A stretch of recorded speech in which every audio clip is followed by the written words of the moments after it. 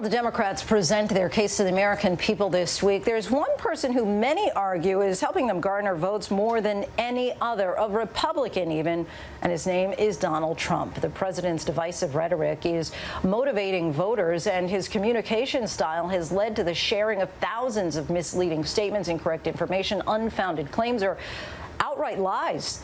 During the 2016 campaign, PolitiFact found 70% of Trump's statements they checked were false.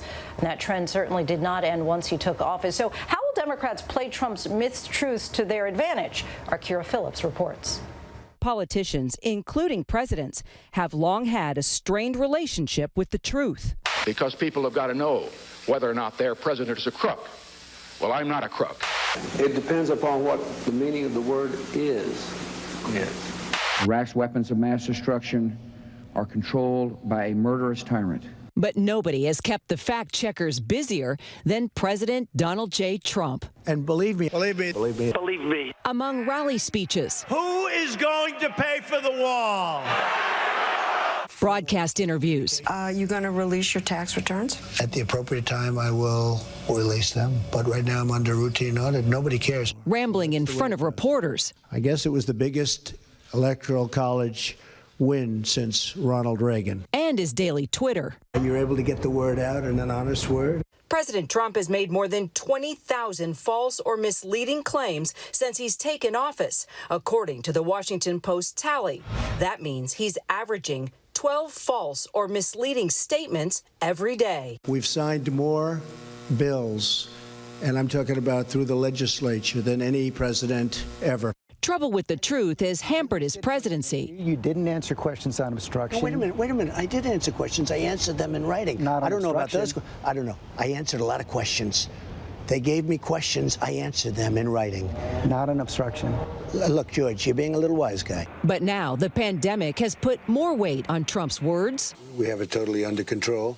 It's one person coming in from China, and we have it under control. It's going to be just fine. At a time when leadership can save lives, the president often showing more concern for saving face.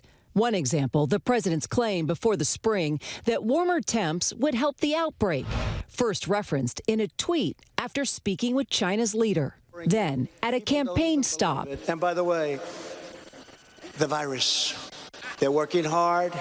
Looks like by April, in theory, when it gets a little warmer, it miraculously goes away. I hope that's true. and during an interview. In April, supposedly, it dies with the hotter weather, and that's a beautiful date to look forward to.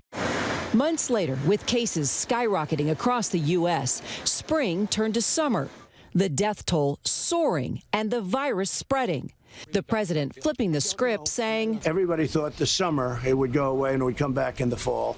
Well, in the summer it came. They used to say the heat was good for it, and it really knocks it out, remember? And then it might come back in the fall.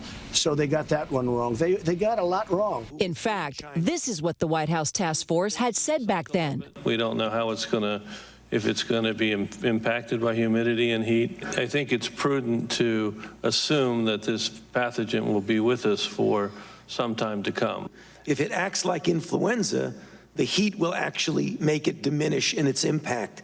But we have no way of knowing how it's going to act. Now, with sagging poll numbers, the president casting doubt in the election's integrity, spreading false claims about mail-in voting. You look at Arizona, you don't even have to have, as you know, they have a provision where they don't have to check signatures. So you sign it and you could have a totally different signature. It's okay. It won't be approved. They have the right to go 7 days after the election for approval. So you're not even going to know who won the state of Nevada. Well, I just wanted to point out we did call Nevada's Secretary of State's Office Election Division, and the spokeswoman there said that simply isn't true, Mr. President, and that Nevada will continue to check ballot signatures against voter registration cards.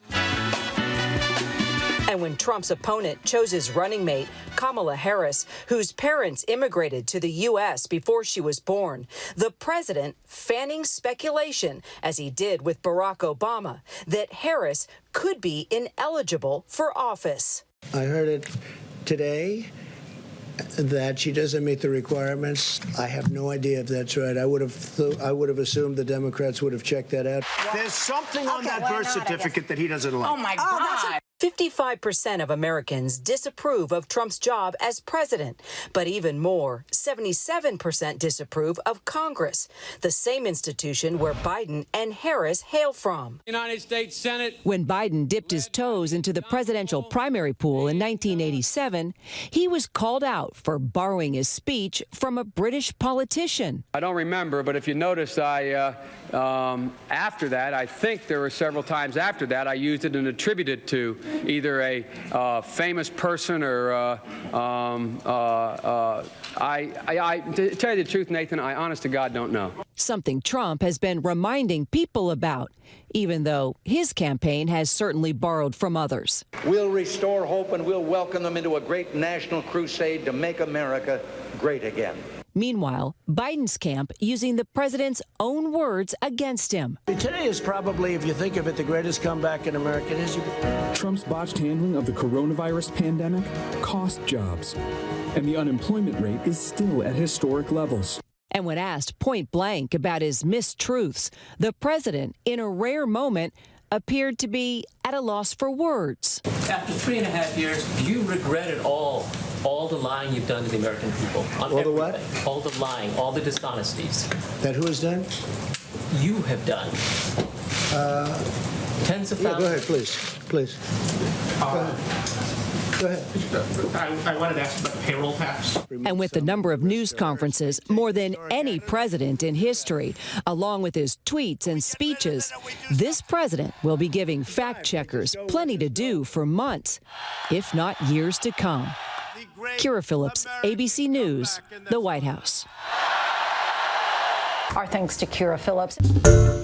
Hi, everyone. George Stephanopoulos here. Thanks for checking out the ABC News YouTube channel. If you'd like to get more videos, show highlights, and watch live event coverage, click on the right over here to subscribe to our channel. And don't forget to download the ABC News app for breaking news alerts. Thanks for watching.